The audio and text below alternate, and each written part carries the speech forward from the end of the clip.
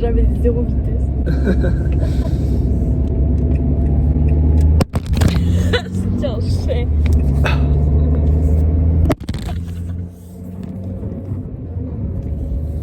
Yo, j'espère que tu vas bien. Moi ça va nickel. Comme d'hab, il y a elle là qui est en train de se foutre de ma gueule. Je vais te montrer une dégustation qu'on a fait d'une Monster la semaine dernière. Donc là j'ai une Ultra Mango qui est plutôt bonne, mais j'ai un arrière-goût de dentifrice, donc c'est un peu relou. Mais je vais te montrer la dégustation qu'on a fait la semaine dernière. Et ensuite je te montrerai le SBD qu'on va faire aujourd'hui. Parce que là on est vendredi, c'est SBD et première semaine de bloc. Donc voilà. La dégustation d'abord et après quoi. Pas pour moi. Ouais mais je parle pour moi là, c'est ma vidéo ou pas?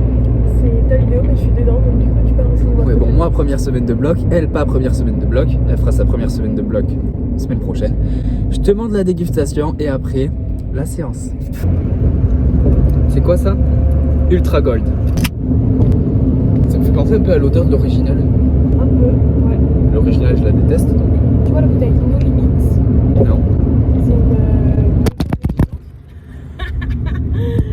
Ah là là. Putain, vas-y, casse les couilles là. Bon. J'ai sursauté parce qu'il est tombé, je m'en suis foutu partout. C'est drôle. Oui. Putain, regarde la route là.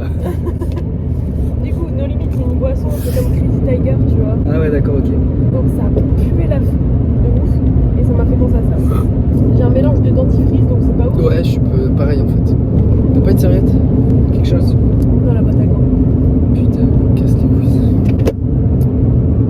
Casse ma boîte à gants. Sinon il y a des mouchoirs là. Regarde la route. Honnêtement, c'est pas ma préférée. Qu'est-ce que tu dis des mouchoirs là? Là. Ouais, la mango loco, je pense qu'elle est tellement haute dans le classement que ça c'est quand même vachement bas. La rouge elle est quand même largement meilleure. J'ai pas goûté la rouge. Faudrait que tu la goûtes. Moi je mettrais 4,5. Non, moi ça me fait penser à l'original. Ça s'en rapproche plutôt bien. Avec un petit goût d'ananas ouais derrière. Pour l'ananas, je sais pas du tout. Si, un tout petit goût. Saveur ananas. Ouais. Moi je suis vraiment pas fan, genre 4, tu vois. C'est moins dégueulasse que l'original. L'original, moi j'avais mis 2, c'est la 0. Ouais, entre 3 et 4 quoi. Oh, 3 et demi en fait. Moi je suis plutôt en mode, ouh, celle-là je vais pas la racheter. Disappointed. Voilà, du coup c'est tout. Ouh. Blessings on blessings for me, my successes only made them envious, they got upset. I had to put all their egos in check. I want the money, the power, respect, and I heard you know so-and-so, you not a threat, cause I really know so-and-so, they like my family, so they go pretend that they cool till they bust at your motherfucking chest. I'm getting gutter, my flow been like butter, my check in the bank, they see the number. All of my haters feel one of two ways, really upset or they show some respect. I can't even think about it, I've been up, so read about it, no beat around it, straight to it, no ring around it. You coming for me, we'll see about it, we'll never see it when I kick my feet up. 100 meters where I run the fee up, and go ka-ching and on a pia. I had to re-up on a reel, so you stay the feeder, and put it back into the bit, cause I don't really need it. I heard they checking for me, no one checking on me, so I had to go run up a check. I got the message on me, ain't no flexing on me, my attorney gon' call and collect. Blessings on blessings for me, my successes only made them envious, they got upset. I had to put all their egos in check. I had to put all their egos in check. You're not entitled to anything else. I get 10 years of this under my belt. Your art isn't art, they don't feel it, and nobody hears it. And this should stay on the shelf. Your ego done got in the way. It gotta die today. It gotta go. You should be happy I lighten the load. The weight of your arrogance, heavy as stone. I make an appearance, they already know. That chip on your shoulder gon' crumble and fold, yeah. It's not a secret that you have been fearing the shit that I'm on. So you back to the brag and the boast. But I'm in a class of my own.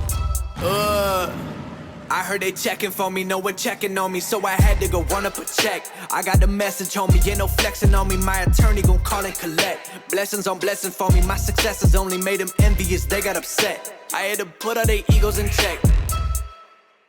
I need to know everything, who and the what and the where, I need everything. Trust me, I hear what you're saying, but act like it's new what you're telling me.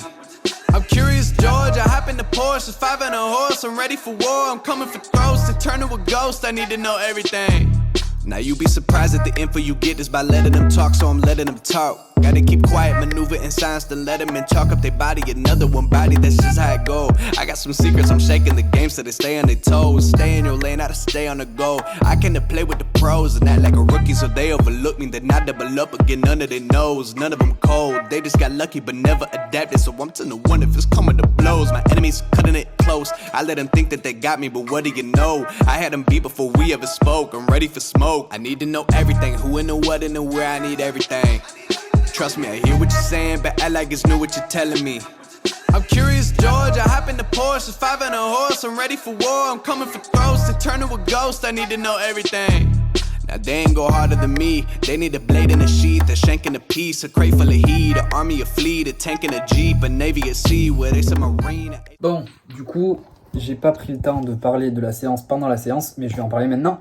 Alors, pour le squat, j'étais plutôt à l'aise.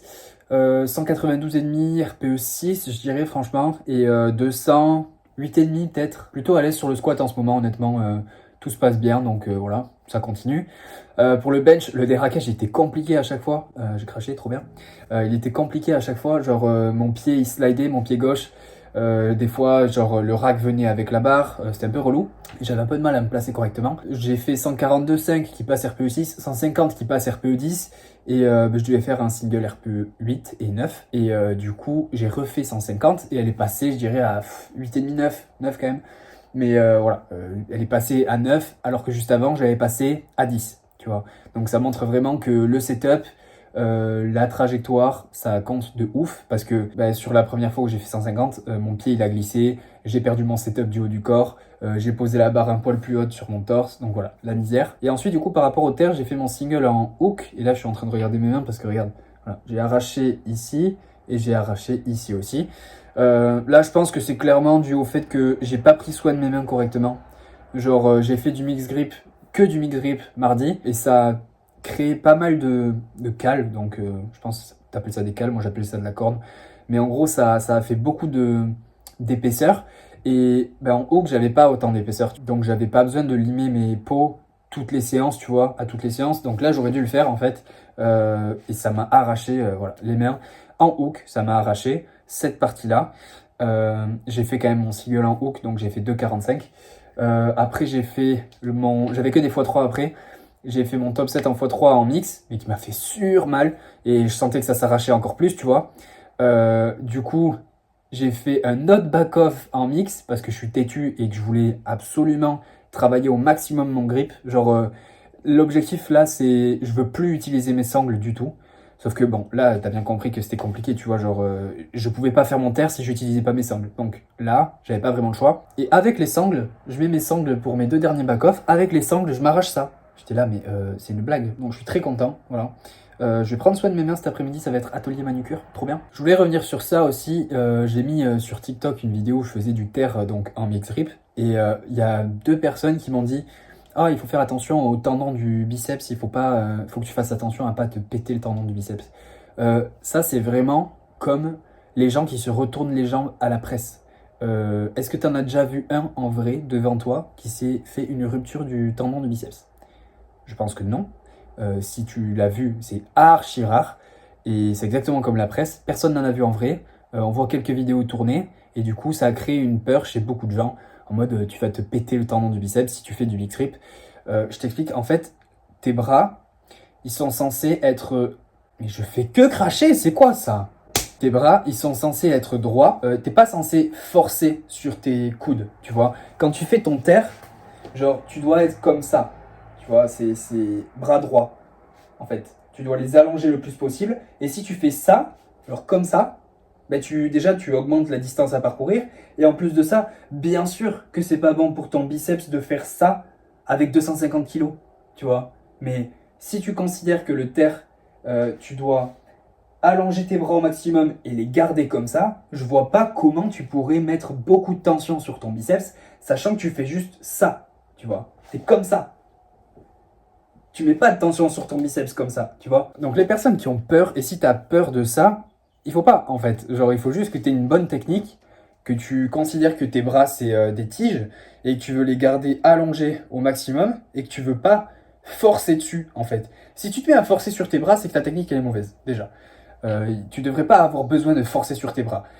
Les seuls moments où je vois, et même moi ça m'arrivait, tu vois, où je forçais sur mes coudes comme ça, en les pliant, c'est parce que j'étais avec des sangles et que j'avais une technique qui était pourrie, tu vois. Genre, je me retrouvais à tirer la barre sur mes cuisses, et du coup, pour la tirer sur mes cuisses, je faisais ça.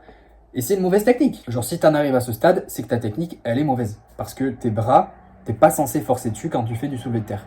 Genre, tu te rends bien compte que si t'as...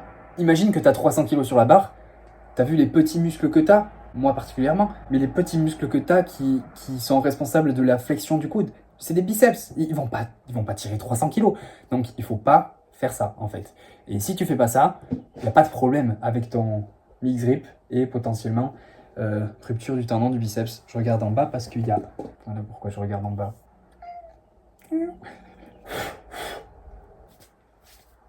Et du coup, je vais alterner hook grip et mix grip. Donc là, quand je faisais mon échauffement, tu vois, je m'échauffais une rep en hook et après les autres reps en mix pour m'adapter aux deux pendant l'échauffement. Et à 220, le hook il tenait. Donc je me suis dit, vas-y, je vais faire du hook, tu vois. Je pense que je vais appréhender mes séances comme ça maintenant. Genre, de toute manière, je pense que je peux tenir plus en hook qu'en mix pour le moment parce que j'ai pas une poigne assez forte pour tenir, par exemple, 2,45 en mix.